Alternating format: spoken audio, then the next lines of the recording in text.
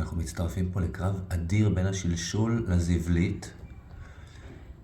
קרב מטורף, נראה לי שהזבלית די קורעת אותו.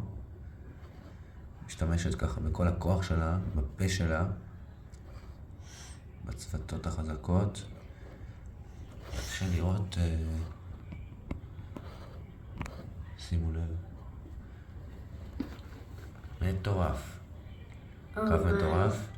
השלשול לא מוותר, הוא לא יכול לוותר. אסור לו לוותר.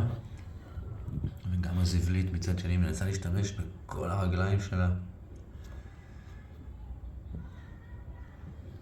שיש רגליים שעושות מאמץ, חלק תפוסות על ידי השלשול, שלשול ממש מנסה להשתמש בכל הכוח שלו. ועד מי אתה? ועד מי אני? כן.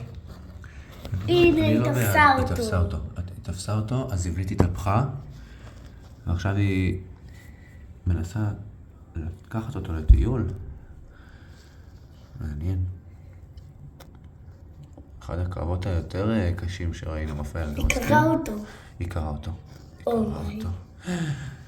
איזה עוצמה יש לטבע, רפאל?